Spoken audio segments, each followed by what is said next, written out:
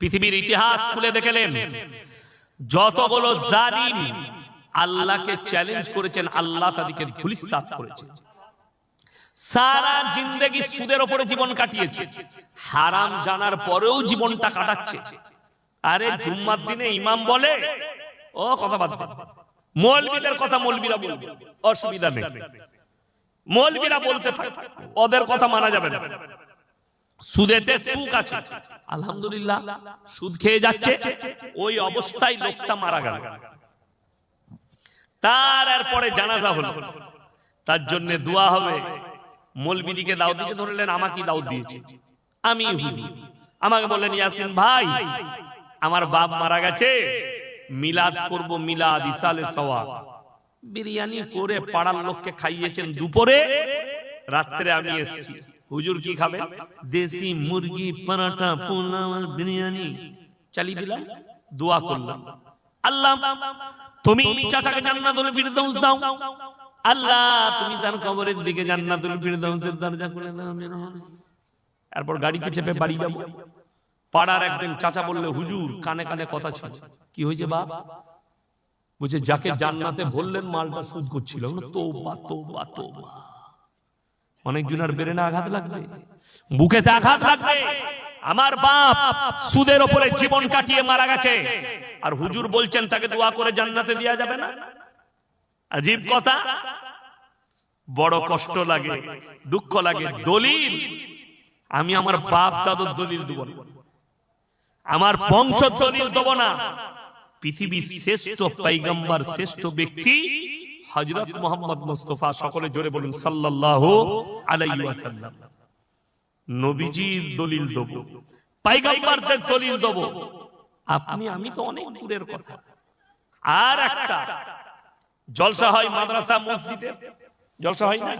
মাদ্রাসা মসজিদে জলসা দেখবেন, আদায়কারী বক্তাদিকে দাওয়াত দেওয়া হয়, তারা আদায় করবে। জলসা চলছে, এরপর আদায়কারী বক্তা, যেমন আপনারা এসে বসেছেন এতগুলো মানুষ, আমি কি করে জানবো কে কে রকম?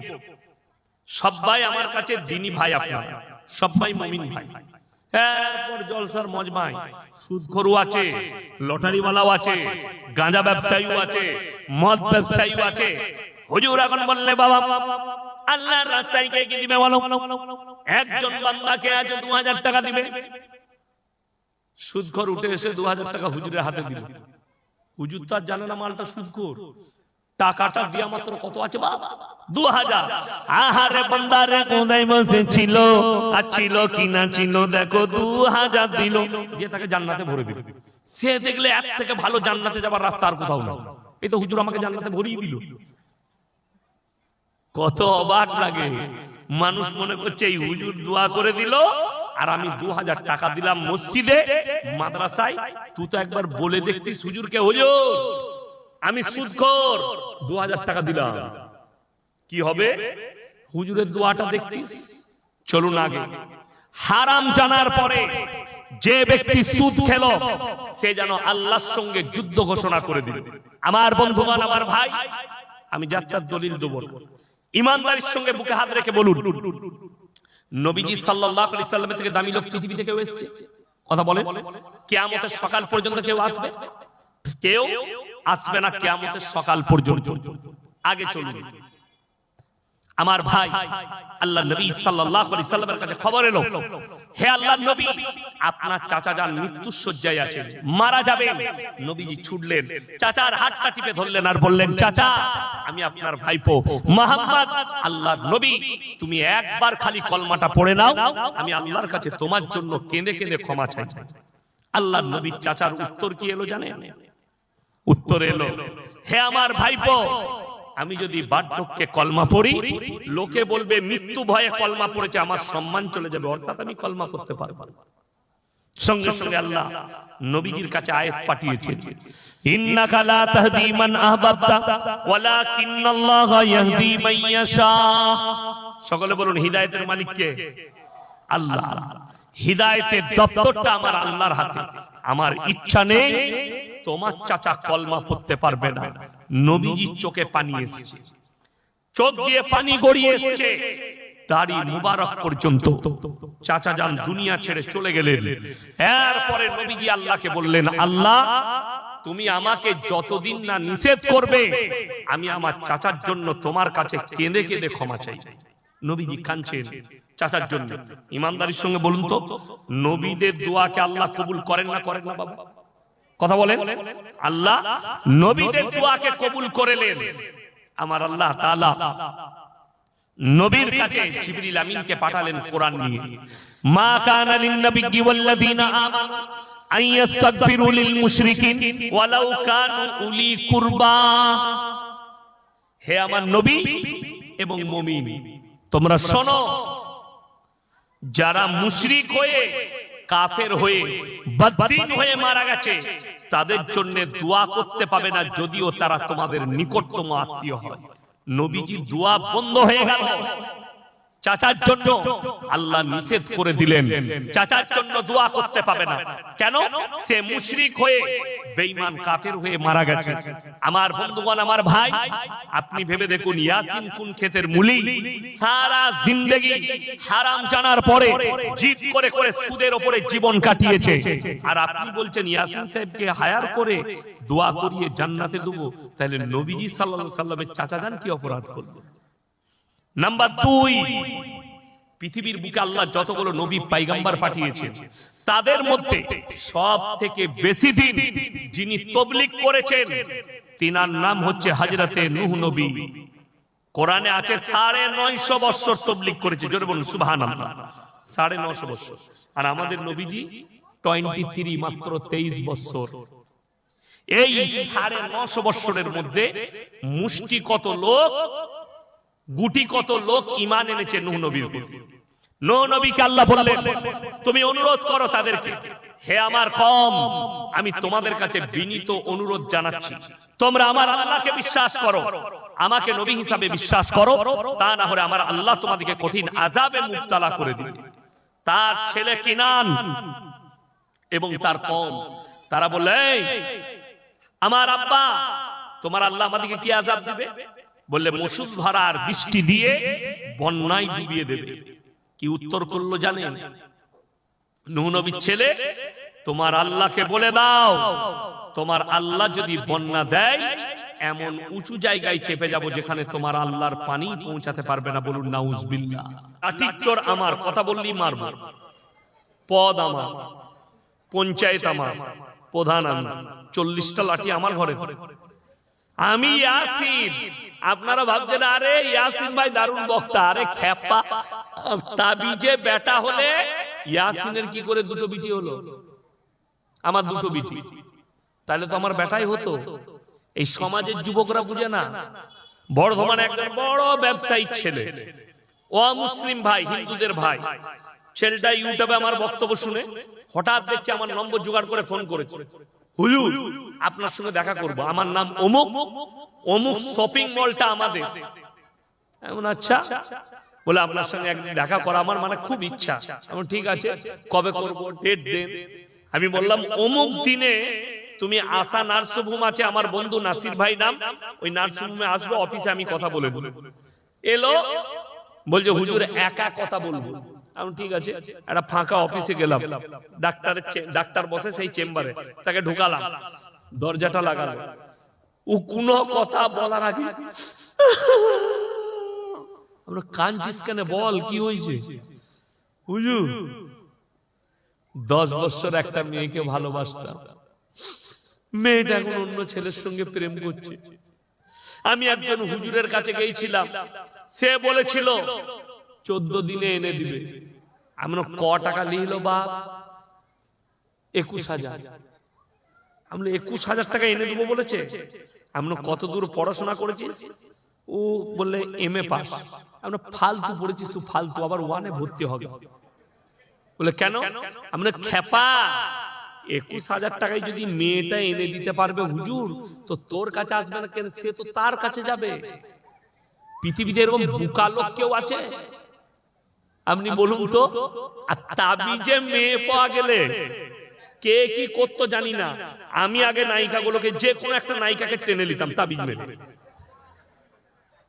বড় কষ্ট লাগে। যদি বলেন কোরআনের দলিল দেন, যারা বলছে আমার তাবিজে বেটা ছেলে হয়, যারা বলছে আমার তাবিজে ছেলে হয়, সূরা আল ইমরান 3 পারা প্রথম পৃষ্ঠা, তাদের কানটা মুচুড়ে খুলে কোরআনটা দেখাও। ওয়াল্লাযী ইউসাউবিরুকুম ফিল আরহামি কাইফা ইয়াশা লা ইলাহা ইল্লা হুয়াল আজিজুল হাকীম।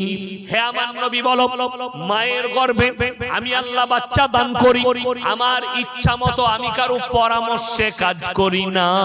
জোরে বলুন সুবহানাল্লাহ। এটা আল্লাহ নিজে বললেন, আমি কারো পরামর্শে কাজ করি না। আর সে কি করে তাবিজে ছেলে করে দিবে? বড় কষ্ট লাগে, দুঃখ লাগে মায়েদের প্রতি। অবাক হবেন, মুর্শিদাবাদে আপনাদের মতো জলসা নয়, 10,000, 15,000, 20,000 শ্রোতা মুর্শিদাবাদের জলসা। রেজিনগর বলে একটা জায়গা আছে, আপনি যদি বারাসাত রোড ধরেন, ঠিক পলাশির পরে পড়বে রেজিনগর। ওখানে এক জায়গায় জলসায় গেলাম, অনেক শ্রোতা, একজন মা, একজন বোন এসে প্রশ্ন পাঠিয়ে দিল, কি হুজুর আমাদের এখানে মেয়েরা বলছে, ফতোয়া দিচ্ছে, আমাবস্যার রাতে কি বিয়ে করা যাবে না? আমি বললাম মোটেই করবি না, কালো ছেলে হবে। কি বলবো? হাদিসে নাই, কোরআনে নাই। ফতোয়া কার? না খালার, না হলে ফুপুর। সমাজ তো শেষ হলো মেয়েদের ফতোয়াতে, আমাদের ফতোয়া চলে না। তো ইমামকে আমাদেরকে আপনারা দুটো কাজে রেখেছেন, হলে আর মলে। হয়েছে কানে আজান দেন, মরেছে জানাজা পড়ে দাও। বলে বাকি সব খালার হাদিস আর দাদির হাদিস আছে।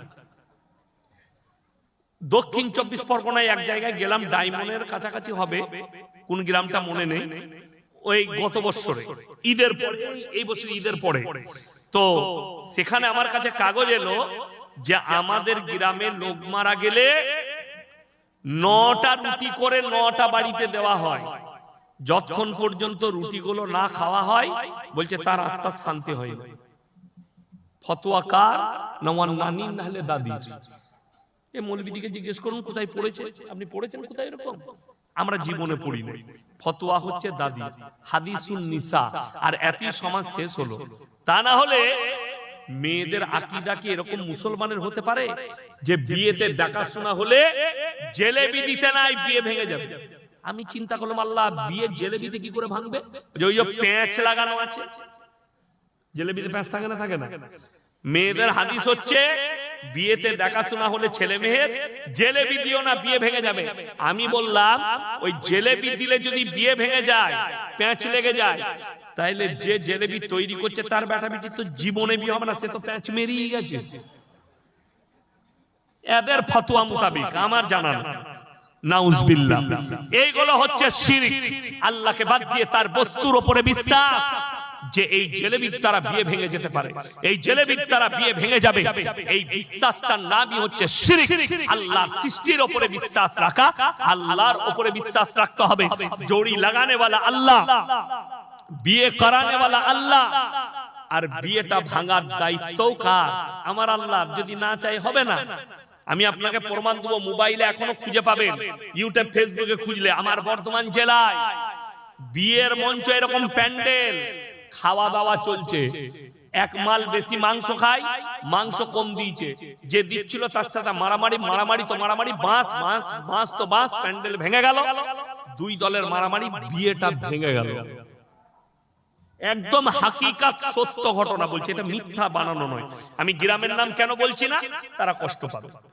আমার বর্ধমান জেলার মানুষ বলবে হুজুর আমাদের গ্রামের নামের বদনাম করেছে। আপনারা মোবাইলে খুঁজে দেখলেন, পেয়ে যাবেন একদম সত্য ঘটনা, মিথ্যা বানানো গল্প বলিনি এটা আমি। তাহলে এখানে ভাবতে হবে, তকদিরে ওই প্যান্ডেলের মাংস খাওয়া পর্যন্তই তাদের বিয়েটা ছিল, নিকাহ পড়ানো হয়নি, তার আগে বিয়ে ভেঙে গেল। তাহলে আপনি কি বলবেন? আমার গ্রামে তো আমি কোনো বেশিরভাগ বিয়ে ঘরে আমি খেতে যাই না। আমাকে একজন বলল, দূর সম্পর্ক আত্মীয়, হুজুর আমার বেটার বিয়ে আপনার গ্রামে ঠিক করেছি, তো আপনাকে একটু আসতে হবে দিন ঠিক করতে। আমরা যাব, আসরের পরে যাব। গেছি। আমাদের বাঙালিদের একটা নিয়ম আছে, নাস্তা করতে দিলে চা বিস্কুট চানাচুর, তার সঙ্গে ডিম সিদ্ধও দিই আমরা, দেই না মেহমানকে ডিম সিদ্ধ? চা দিয়েছে, পাপড় দিয়েছে, বিস্কুট দিয়েছে, চানাচুর দিয়েছে, ডিম সিদ্ধ দেয়নি। আর আমি একটু ডিম পছন্দ করি। যাই হোক, আমি মনে মনে চিন্তা করলাম, আল্লাহ ডিম কিনতে পারেনি, না পয়সা নেই, না ফুরিয়ে গেছে, ও দেয়নি, যা হয়েছে হয়েছে, গেল। এরপর আমাকে বলে হুজুর ডায়েরি খুলুন।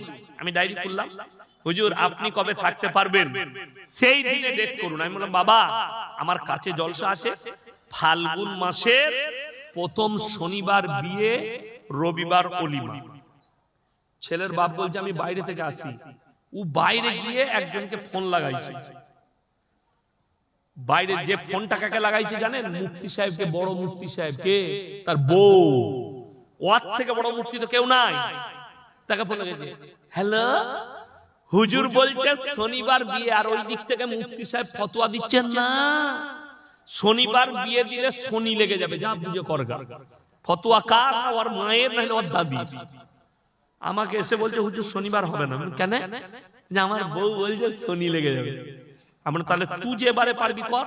বলে সোমবার বিয়ে, মঙ্গলবার অলিমা। আমাদের মৌলবীদের কথা চললো না সমাজে, অটটাই হল। আমি মাগরিবের নামাজে দোয়া করলাম, আল্লাহ তুমি ওর বেটার বিয়েটা ভেঙে দাও যদি ভালো চাও। আল্লাহর কসমেই দোয়া করেছি, আল্লাহ আমার দোয়াকে কি কবুল করবে না? আমি আল্লাহকে বললাম, আল্লাহ যারা আলেমদেরকে তোহিন করে, যারা তোমাকে বিশ্বাস করে না, তোমার সৃষ্টি দিনকে বিশ্বাস করে, আল্লাহ তুমি এই বিয়েকে ভেঙে দাও যদি ভালো চাও, মঙ্গল চাও। ঠিক 20-25 দিন পর আমাকে ফোন করছে, হুজুর বিয়েটা ভেঙে যাবে। তোর বউকে জিজ্ঞেস কর শনিটা কি করে লাগলো, এটা তো সোমবার। কথাটা বুঝতে পারেননি? এটা সোমবার, শনি লাগলো কি করে? আমি তাদেরকে বললাম, শোনো, আল্লাহ দিনের প্রতি বিশ্বাস করা মারাত্মক শিরক। যে দিনটা তোমার সুবিধা হবে বিয়ে দাও। যদি মনে হয় আমার ছেলে সৌদিতে থাকে, আমার ছেলে মুম্বাইয়ে থাকে, আমার সন্তান এসছে ঈদের নামাজ পড়ে তারপরের দিনে চলে যাবে, তার বিয়েটা পড়াতে হবে, আপনি ঈদের নামাজ পড়ে, জোহরের নামাজ পড়ে ইমামকে ডেকে বিয়ে পড়িয়ে দেন, কোনো অসুবিধা নাই। যদি কোনো মৌলবি বলে দেয় যে ঈদের দিনে বিয়ে পড়ানো যাবে না, আমি আর সমাজের জীবনে কথা রাখবো। ঈদের দিনেও বিয়ে পড়ানো যাবে, কুরবানির দিনেও বিয়ে পড়ানো যাবে। কিছু কিছু নেমো খারাপ ফতোয়া দিচ্ছে, খালার আর কুকুর ফতোয়া, মুহররমের চাঁদে বিয়ে দিতে নাই। তুই আগে মার খাবি কবরে, আর তোর খালা তো খাবি খাবি। কে বললো মুহররমের চাঁদে বিয়ে দিতে নাই? যে বলবে মুহররমের চাঁদে বিয়ে দিতে নাই, এটা গুনাহে কবিরা হবে, শিরকের পাপ হবে। আপনার সুবিধা আছে মুহররমের চাঁদে, আপনার রমজানের চাঁদে, রমজান মাসে রোজা থাকে বলে বিয়ে দেওয়া হয় না, নাইলে রমজানেও বিয়ে দিলে কোনো অসুবিধা নেই। কথা বুঝতে পেরেছেন না? পারেন কেন? স্বামী স্ত্রী মিলামিশার ব্যাপার থাকে, ওই জন্য রমজান মাসে আমরা সচরাচর বিবাহ দিই না। কেন? রমজান মাসে ওই কাজটা থেকে যত দূরে থাকবেন তাও ভালো। কিন্তু আমাদের দেশে অনেকজন আছে, তারা আবার এত পরেজগার, রমজান মাসে বইয়ের পাশে সই না। রোজার মাস ওইখানে শুভ কি বলে, এটাকে বলা হয় এঁচড়ে পাকা মাল। মানে হলুদে, মানে রোদে পেকে গেছে। কে বললো বইয়ের পাশে শোয়া যাবে না? মাসলা শুনে লাও, মায়েরাও শুনেলেন, স্বামীর সঙ্গে জাদাতি করবেন না। যেমন অনেক মা নফল রোজা রাখে না, রাখে না। নফল রোজা রাখলে মাসলা হচ্ছে স্বামীর কাছ থেকে অর্ডার নিয়ে রাখতে হবে। মায়েরা শুনে রেখে দেন, স্বামীকে বলতে হবে আমি রোজা রাখছি, কালকে নফল রোজা রাখবো। স্বামী যদি বলে কালকে রেখো না, পরশু রাখবে, আপনাকে সেই অর্ডারটাই মানতে হবে, স্বামীর অর্ডারটা। খালি ফরজ ইবাদত আপনাকে অবশ্যই পালন করতে হবে। এই রমজান মাসে আপনি তারাবি পড়লেন, তারাবি পড়ার পরে যদি আপনার যৌন চাহিদা জাগে, আপনি মিলামিশা করলে কোনো দোষের নেই। সেহরি খাওয়ার আগে স্বামী স্ত্রীকে গোসল করে নিতে হবে, ফরজ গোসল, সেহরি খেয়ে নেবেন, কোনো অসুবিধা নেই। এটা হচ্ছে সহি মাসলা।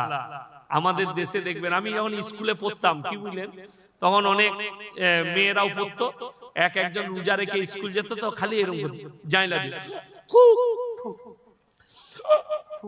আমরা এত থুপ ফেলছিস কেন? বলছি রোজা রেখেছি, আমার দাদি বলেছে থুপ গিলবি না। আমি তো দাদি আগে মার খাবে।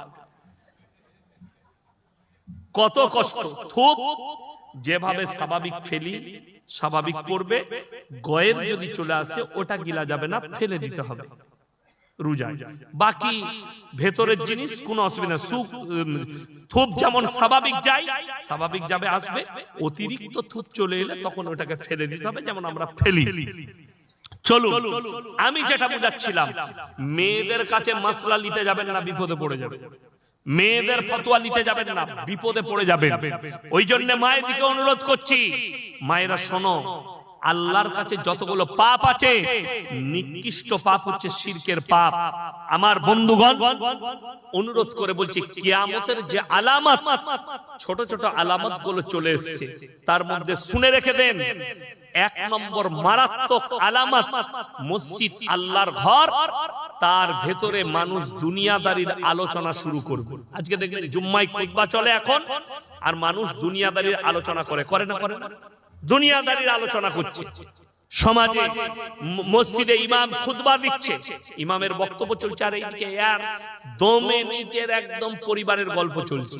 কিয়ামতের আলামত নাম্বার 2, তোমরা বুঝতে পারবে কিয়ামত কাছে এসেছে। রাসূল বললেন, যখন দেখতে পাবে অশিক্ষিত মূর্খরা সমাজের নেতৃত্ব দিচ্ছে আর শিক্ষিত লোকরা চুপচাপ বসে দেখছে, এটা কিয়ামতের মারাত্মক আলামত। নাম্বার 3, রাস্তাঘাটে নারী পুরুষ গাধার মতো জিনা করতে লাগবে। সাহাবীরা বললেন, ইয়া রাসূলুল্লাহ, এমন কি দিন আসবে? নবীজি বললেন, 100% আসবে। রাস্তাঘাটে গাধার মতো নারী পুরুষ জিনা করতে শুরু করবে। নাম্বার 4, পরকিয়া বেড়ে যাবে। নাম্বার 5, নারীরা পোশাক পরবে, তারপরও তারা ন্যাংটো থাকবে। নাম্বার 6, সমাজের বুকে হারাম আওলাদে ভরে যাবে। নাম্বার 7, দাজ্জাল আসার সময় হলে তোমরা বুঝতে পারবে, মানুষ যখন হারাম জিনিসগুলোকে হালাল করে নিবে, তখন জানবে দাজ্জাল চলে এসেছে। দাজ্জাল আসার শুনেলেন, আগে থেকে সিমটম চলে আসবে, দাজ্জাল আসার ঘন্টা বেজে গেছে। আপনি মনে করেন না দাজ্জাল শুধু একটা মানুষ, দাজ্জাল পুরো একটা সিস্টেমের নাম। সেই সিস্টেমটার নাম হচ্ছে এআই সিস্টেম, এআই পদ্ধতি। আজকে একজন পৃথিবীর দামি বৈজ্ঞানিক, আমি পড়ছিলাম, তিনি একটা মারাত্মক কথা লিখেছেন যে কিয়ামতের সম্পর্কে, ভবিষ্যতে চাকরি বলে আর কিছু থাকবে না, পৃথিবীতে চাকরি বলে কিছু থাকবে না। নাম্বার 2, টাকার প্রয়োজনও থাকবে না, অর্থ ব্যবস্থা বদলে যাবে। মানুষের কাছে টাকা বলে কিছু থাকবে না, পকেটে টাকা আছে, ওই টাকা থাকবে। কি থাকবে? আপনার মোবাইলে আপনি খালি জানবেন আপনি 5 লাখ টাকার মালিক। দাজ্জাল মানুষকে কিভাবে সিস্টেমের দ্বারা জব্দ করবে, সেই সিস্টেমটা বলে দিই। একজন মুমিন ব্যক্তি, সে বলল আমি দাজ্জালকে বিশ্বাস করি না, সঙ্গে সঙ্গে তার অ্যাকাউন্ট সিজ হয়ে যাবে, সে আর কিছু কিনে কেটে খেতে পারবে। দুনিয়াতে কিয়ামতের পূর্বে গরিব বলে কেউ থাকবে না, তার দলিল হাদিস আছে।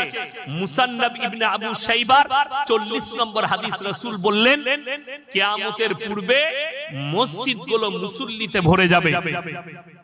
যখন পৃথিবীতে বড় বড় বিল্ডিং বালাখানা তৈরি হবে, বাড়ি তৈরির কম্পিটিশন থাকবে, চলবে, আর বড় বড় মসজিদ মুসল্লিতে ভরে যাবে।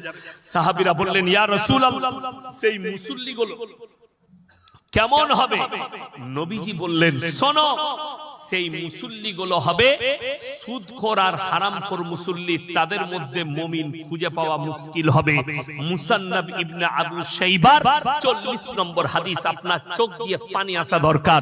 আল্লাহ নবী সাল্লাল্লাহু আলাইহি সাল্লামকে আল্লাহ বললেন, দ্বিতীয় নম্বর আল্লাহর কাছে মারাত্মক নিকৃষ্ট পাপ, সেটা হচ্ছে ওয়ালা তাকরাবুজ জিনা ইন্নাহু কানা ফাহিশা ওয়া সাআস সাবিলা। ব্যভিচার করা অনেক দূরের কথা, যে রাস্তায় ব্যভিচার হয় সেই রাস্তার ধারে পাশে তোমরা যাতায়াত করবে না। সেই রাস্তাটা কেমন বলে দিই। ইসলাম ইজ দা সেফটি। অনেকদিন আগে, আজ থেকে 7 বছর আগে, লন্ডনের সুপ্রিম কোর্টে একটা ঘটনা ঘটেছিল। বাপ আর বিটি তারা দুজন একে অপরকে বিবাহ করতে চেয়েছে, তাদের কেস গেছে কোর্টে। জজ দাঁড় করিয়ে বাপকে জিজ্ঞেস করেছে, তুমি তোমার নিজস্ব জন্মদাতা মেয়েকে কেন বিবাহ করতে চাও?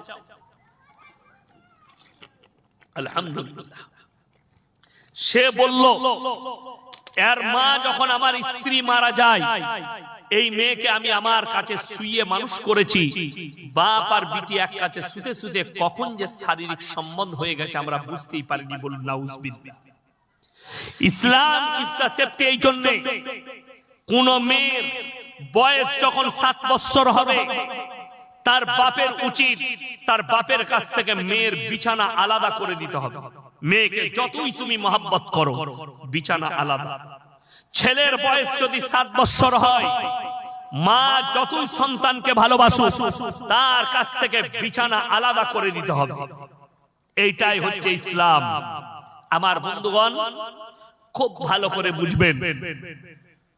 আজকে বড় দুঃখ লাগে, রাস্তাঘাটে আমরা দেখলাম 25শে ডিসেম্বর পেরিয়ে গেল, হাজার হাজার মুসলিম যুবক তারা গিয়ে মেরি ক্রিসমাস পালন করেছে।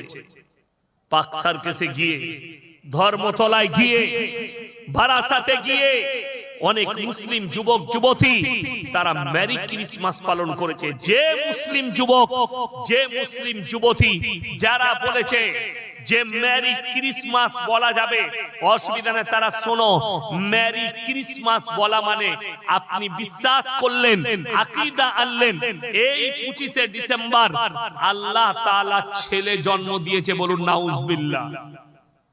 আল্লাহর উপরে খ্রিস্টানদের তহমত হচ্ছে আল্লাহ ছেলে জন্ম দিয়েছে, ঈসা মাসিহকে জন্ম দিয়েছে। জোরে বলুন নাউজুবিল্লাহ। এটা আল্লাহর উপরে তহমত। খ্রিস্টানদের ঈমান ততদিন ছিল যতদিন পর্যন্ত ঈসা মাসিহকে নবী বলে বিশ্বাস করেছে। যেদিনে তাদের পণ্ডিতরা বলল ঈসা মাসিহকে যখন আল্লাহ তুলে নিয়েছে, ওটা আল্লাহর বেটা আর মরিয়মের কোনো স্ত্রী ছিল না। এখন যদি বলেন মরিয়ম সম্পর্কে কোরআনে কিছু আছে, সূরা মারইয়াম পুরো একটা সূরা আল্লাহ অবতীর্ণ করেছে। কাদের জন্য? পৃথিবীর মানুষ যেন মরিয়মকে খারাপ চোখে না দেখে, তার উপরে তহমত না দেয়। ওই জন্য কোরআনে আছে, ওয়াজকুর ফিল কিতাবি মারইয়াম ইদিন তাবাদাত মিন আহলিহা মাকানান শারকিয়া ফাত্তাখাযাত মিন দুনিহিম হিজাবান ফারসালনা ইলাইহা রূহানা ফাতামাসসালা লাহা বাশারান সাবিয়্যা। মরিয়ম যখন নিজেকে নিজের পরিবারের কাছ থেকে পূর্ব দিকে এক ঘরের মধ্যে নিজেকে এক স্থানে বন্দী করে নিল। বন্দী মানে চারিদিকে ঘেরা বাড়ি, তার ভেতরে নিজেকে পর্দা করে নিল। আল্লাহ কোরআনে পরের আয়াতে বললেন, আমি আমার ফেরেশতা জিবরিল আমিনকে মানুষ রূপে প্রেরণ করলাম তার গৃহে। তুমি যাও আর গিয়ে মরিয়মকে সুসংবাদ দাও যে তার গর্ভে আমি আল্লাহ তাআলা আমার একজন নবীকে প্রেরণ করতে চাই। এখান থেকে পৃথিবীর মানুষের দুটো শিক্ষা। এক হচ্ছে আল্লাহ তাআলা যেটা ইচ্ছা করেন সেটাই করতে পারেন। পারেন না? পারেন না, আল্লাহর ইচ্ছা। নাম্বার 2, তোমরা ভাবো না আমি পৃথিবীর নিজামাত শুরু করেছি, চালু করেছি, স্বামী স্ত্রী মিলনের মাধ্যম দিয়ে বাচ্চা তৈরি হবে। ঠিক কি না? স্বামী স্ত্রী মিলনের মাধ্যম দিয়ে বাচ্চা। আল্লাহ তাআলা বললেন, আমি আল্লাহ যদি ইচ্ছা করতাম বাপের প্রয়োজন হতো না, আমি আল্লাহ বিনা বাপেও বাচ্চা দান করতে পারি। জোরে বলুন সুবহানাল্লাহ। তার দলিল হচ্ছেন হযরতে ঈসা মাসিহ, তার দলিল হচ্ছেন হযরতে ঈসা নবী। এরা বলে মেরি ক্রিসমাস, এরা হযরতে ঈসা মাসিহকে কি ভাবছে? আল্লাহর বেটা, যার কারণে এদের ঈমান চলে গেছে। আর কোরআনে আছে সূরা ফাতিহার একবারই শেষ আয়াত, গায়রিল মাগযুবি আলাইহিম ওয়ালাদ দাল্লিন। মাগযুম মানে ইহুদি আর দাল্লিন মানে নাসারা। এই দুটো দলই পদভ্রষ্ট, আর এদের যারা অনুসারী হবে তারাও পদভ্রষ্ট হয়ে যাবে। অর্থাৎ 25শে ডিসেম্বর উপলক্ষে কোন অনুষ্ঠান শরীয়তে জায়েজ নেই। 25শে ডিসেম্বর উপলক্ষে কেক কিনে খাওয়া হারাম, খেতে পাবেন না। পহেলা জানুয়ারি হাজার হাজার মুসলিম যুবক যুবতী তারা ফিস্ট করতে যাচ্ছে, পিকনিক গাড়ি ভাড়া করে জানুয়ারি মাসে পিকনিক করতে যাচ্ছে। আপনারা ইমানদারির সঙ্গে বলুন না, যদি গাড়ি ভাড়া করে ডিজে বাজিয়ে যদি পিকনিক করা যায় যেত, আমাদের মৌলবীদের জীবনে কোনো শখ নেই? কথা বলে না? আছে না নেই? আমি ইয়াসিন, আমিও তো আমার পরিবারকে নিয়ে পিকনিক করতে যেতাম। এই মৌলবী এও তো পিকনিক করতে যেত, কিন্তু আশ্চর্যের বিষয় হারাম হওয়ার কারণে আমরা তো যেতে পারি না। ইসলামে গান বাজনা হারাম। আজকে হাজার হাজার মুসলমান নিজের ছেলে মেয়ের বিয়ে দিচ্ছে, সেই বিয়েতে অবাধে গান বাজনা চলছে। ঠিক বললাম না? আপনাদের এখানে হয় না? গান বাজনা হয়? আগে খুব হতো। ইমাম সাহেব বলছেন এখন কমেছে, আলহামদুলিল্লাহ। আল্লাহ ইমাম সাহেবের হায়াতে বরকত দেখ এবং উনার মেহনতকে আল্লাহ কবুল করুক, বলুন আমিন। দেখুন, গান বাজনা জায়েজ নেই। কেন জায়েজ নেই? আল্লাহ রাসূল হাদিস বর্ণনা করলেন, আল গিনাউ মিন মাজামিনিশ শাইতান, গান হচ্ছে শয়তানের বাঁশি। কিয়ামতের দিনে তাদের কানে বজ্রের আওয়াজ দেওয়া হবে। এই যে আমি আয়াত শোনালাম, আপনারা কি মনে করছেন জিনা মানে শারীরিক সম্পর্কটাই জিনা? শুধু না, হাতের জিনা, চোখের জিনা, নফসের জিনা, পায়ের জিনা, কানের জিনা, মুখের জিনা।